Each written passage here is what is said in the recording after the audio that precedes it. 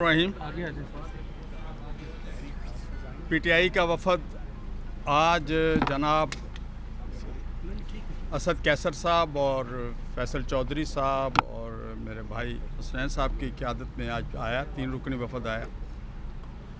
और कल जो लेजिस्लेशन हुई है और जो चीज़ें आज हुई हैं उन सब पे गौर व ख़ौज़ हुआ। दोनों पार्टियां इस नतीजे पे पहुंची कि हुकूमत ने आइन की रूह से गद्दारी की है, पार्लियामेंट से तौहीन की है। 26वीं आइनी तरमीम के दरमियान जो उन्होंने हमसे कमिटमेंट की थी JUI से, उस कमिटमेंट की खिलाफ वर्जी की है। मैं समझता हूँ कि पता नहीं हुकूमत क्या चाहती है। अपोजिशन को बार बार अपोजिशन कोऑपरेट कर रही है, लेकिन इसके बावजूद हुकूमत चाहती है कि हम तैश में आएँ और हुकूमत के साथ उलझें। एक मैं बात कर दूं कि जमहूरियत के लिए हम सब की कुर्बानियाँ एक हैं और हमेशा हमने कुर्बानियाँ दी, आज से नहीं शुरू से दी हैं। 1973 के आइन से लेकर आज तक हम जमहूरियत के साथ खड़े हुए हैं, लेकिन हुकूमत ने फस्तायत की इंतहा कर दी है और हुकूमत का यह रवैया इंतहाई काबिल मज़म्मत है। हम समझते हैं कि फैसल चौधरी साहब ने आज बात की। उन्होंने कहा कि आज वो मुलाकात करके आए थे बानी तहरीक PTI से। उन्होंने कहा कि बक़ौल उनके अल्फाज में कि मौलाना फजल रहमान साहब का 26वीं तरमीम या उसके बाद जो किरदार है हम उन्हें सराहते हैं। और मैं समझता हूँ इसी तरह उन्होंने बहुत सी ऐसी चीज़ें बताई जो एक ऐसा शख्स जिसकी किसी बड़े जुर्म में सज़ा अभी तक फ़ाइनल नहीं हुई है और एक साबिक़ प्राइम मिनिस्टर भी है, मुल्क का एक सियासी रहनुमा भी है और पार्लियामेंट की बड़ी पार्टी का सरबराह भी है, ऐसे शख्स के साथ जो असम्बली के अंदर और अपना जेल के अंदर जो सलूक किया जा रहा है, हम समझते हैं कि हम कभी भी उसकी तारीफ़ नहीं कर सकते। वो काबिल मज़म्मत है और इसको बिल्कुल हुकूमत अपना रवैया ठीक करे और ये जो हालात पैदा कर रही है डे बाय डे के, इन हालात को ठीक करे। और ये जो कुछ किया है उन्होंने, मैं समझता हूँ इन्हीं के गले पड़ेगा और हमेशा हुआ है। जब भी इन हुकूमतों ने इस तरह के कोई भी इक़दाम किए हैं और बाद में यही उन अदालतों में उन्हीं जगहों पे ये ख़ुद पेश हो रहे होते हैं और ख़ुद खड़े होते हैं और फिर कह रहे होते हैं एक दूसरे के हमसे गलती हुई और ये मज़ीद गलतियाँ ना दोहराएँ जो हो चुकी हैं। और पीपल्स पार्टी और मुस्लिम लीग का जो रवैया है पिछले 2 दिन में सामने आया है, हम उसे कभी भी जमहूरी रवैया और पार्लिमानी रवैया नहीं कह सकते। बिस्मिल्लाहिर्रहमानिर्रहीम। असलम गौरी साहब ने आप लोगों को तफसीलात बताई है। मैं कुछ 2 बातें मज़ीद इसमें ऐड करना चाहूँगा। एक तो जो कल एक इस जाली हुकूमत ने, जिसको हम और जमीयत उलमा इस्लाम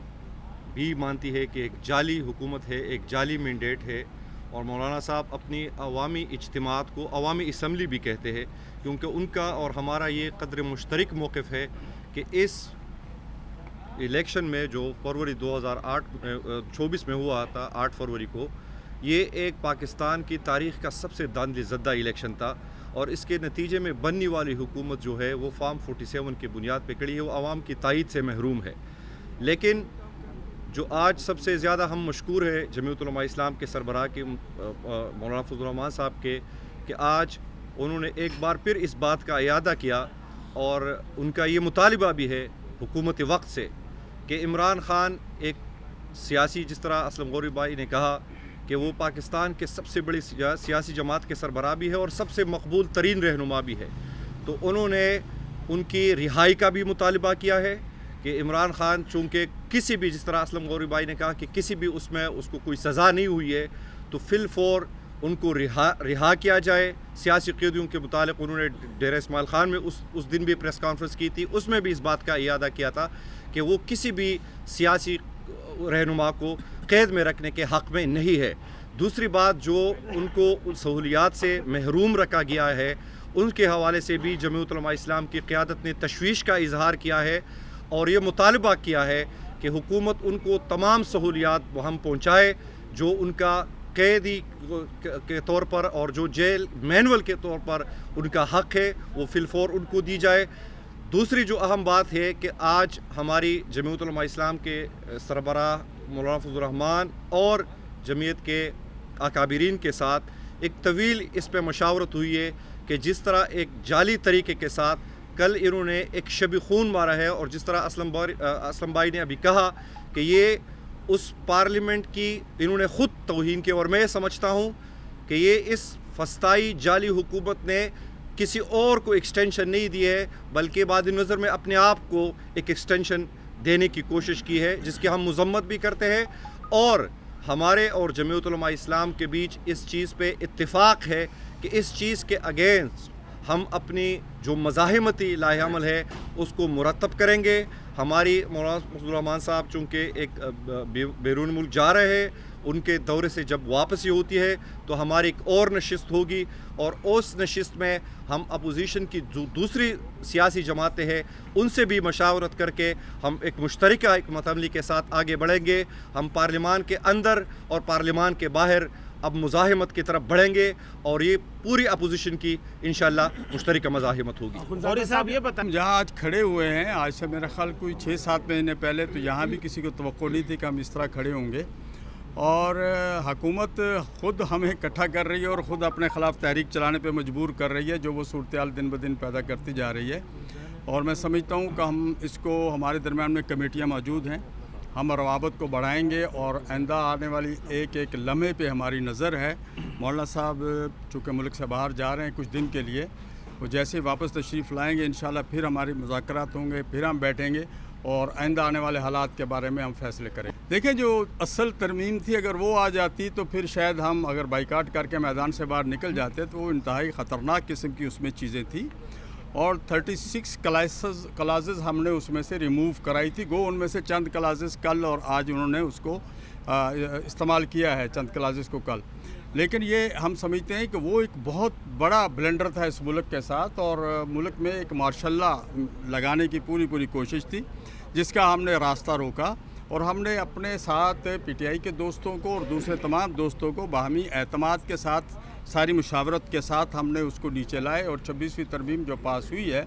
اس میں 1-2 کلاسز کے علاوہ، جب آپ کو پتہ ہے کہ کسی پارٹی کے ساتھ، کسی شخصیت کے ساتھ یا کہیں بھی کوئی مذاکرات ہوتے ہیں، کوئی بارگیننگ کی صورت ہوتی ہے، تو 1-2 چیزیں اس کی بھی ماننی پڑتی ہیں۔ ہم نے جو 1-2 چیزیں ان سے مانی ہیں، وہ ایک تو یہ پہلے سے 18ویں ترمیم میں موجود تھیں۔ اب یہ علیحدہ بات ہے کہ 19ویں ترمیم میں جو کچھ ہوا اس کو اگر ہم نے ریموو کیا اور پیچھے ریورس کیا ہے تو اس کا فائدہ حکومت کو پہنچا، اور ہو سکتا ہے آنے والی کل پھر دوسری حکومت بھی اس سے فائدہ اٹھائے، لیکن اگر ہم اس کو غور و خوض کریں اس پہ، تو میں سمجھتا ہوں کہ وہ اتنا زیادہ حکومت کو اس میں فائدہ بھی نہیں ہے، لیکن اندر بیٹھے ہوئے لوگ اگر ووٹ دیتے ہیں، جیسے آج 3 ججوں نے امین الدین صاحب کو ووٹ نہیں دیا،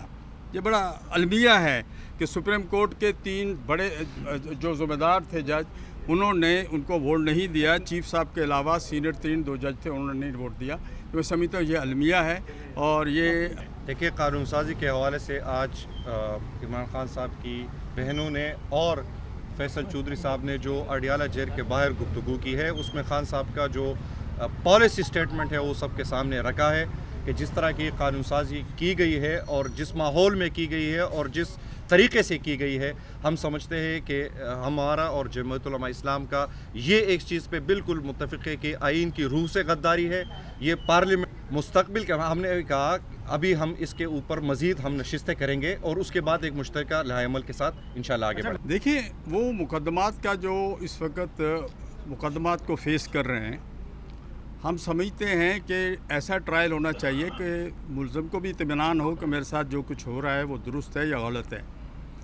اور ان کے اگر مقدمات پہ رہائی بنتی ہے تو ان کو رہائی ملنی چاہیے۔ یہ نہیں کہ ایک مقدمے سے جان چھڑا کے دوسرے میں ڈالا جائے، دوسرے سے تیسرے میں جانا جائے، تو یہ تو ملک کی عدالتوں پہ بھی پھر ہمارا ایک سوال اٹھ جاتا ہے کہ عدالتوں کا رول باقی بچتا کیا ہے۔ اگر عدالتیں اپنا صحیح کردار اور رول ادا نہیں کر سکتی تو ہمیں انصاف کون دے گا، ہم کس سے انصاف مانگیں گے؟ میں سمجھتا ہوں یہ سوالیہ نشان تو ہے اس پہ۔ Thank you, thank you, thank you, بہت شکریہ۔